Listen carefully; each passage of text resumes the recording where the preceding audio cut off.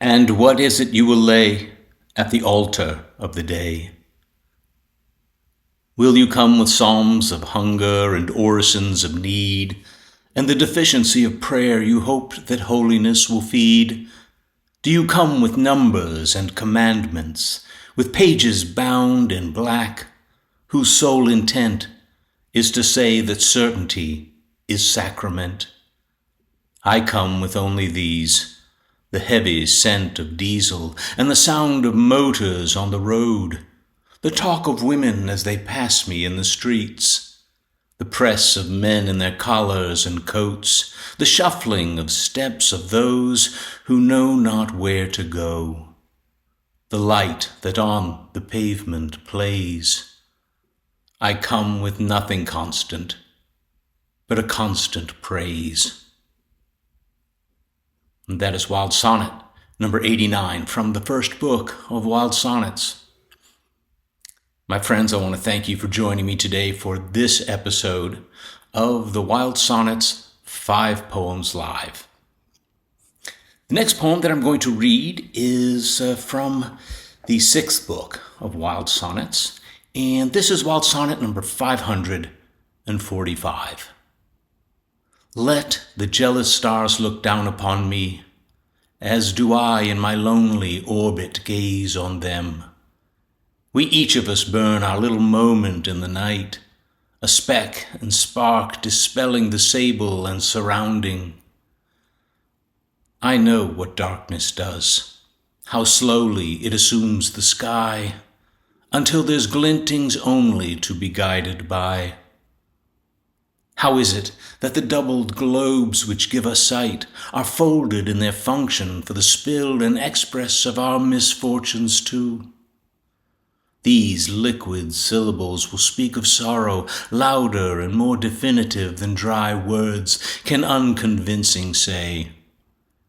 And yet our sight knows more joys by day than tears at night. And that is Wild Sonnet number 545 from the Wild Sonnets, Volume 6.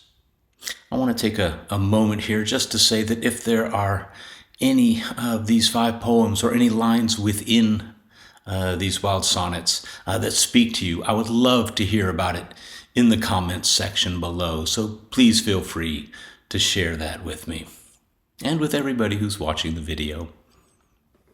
The next Wild Sonnet for this reading is Wild Sonnet number 161, which comes from the Wild Sonnets, Volume 2.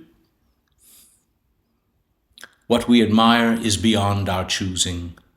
The all-equating eye cannot elect what will place its favor in the heart, nor the mind convince, being an organ of argument, what will set adoration's engine to pulse and purr.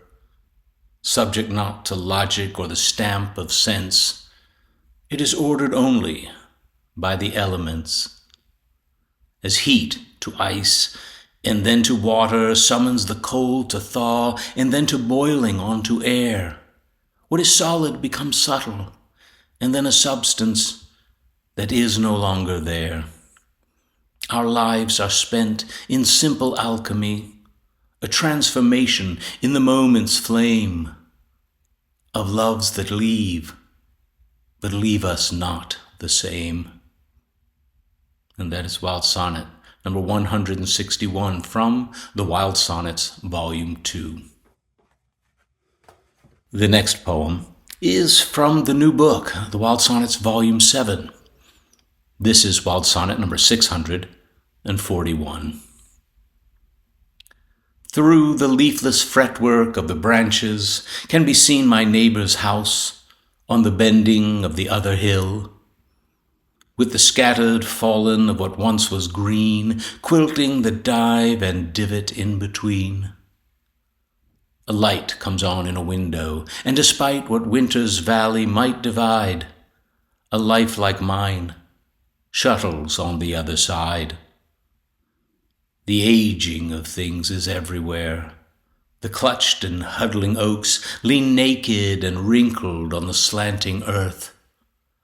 The echoing blood that swims in me tilts as cold as the ocean I want to crate my memories away as a donation to the poor, a delusion they would do another good, another barren branching in a lonely wood.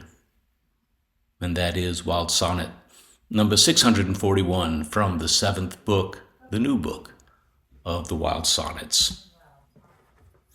And the 5th and final poem for this reading is from the Wild Sonnets, Volume 5. This is Wild Sonnet number 446.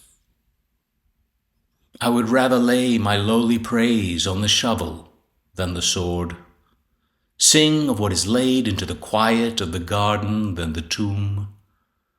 Bullets or seeds, which bear more fruit, widen into harvest and spread the summer with colors more than red. Story the beginning, and destine not the dead.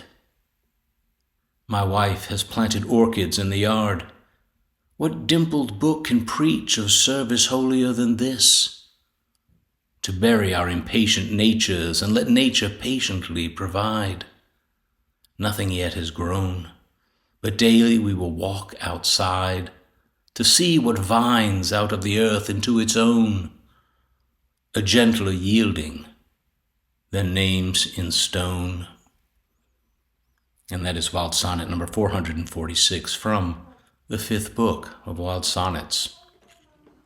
I have been writing the Wild Sonnets since 2016 and have published 7 volumes in the series so far.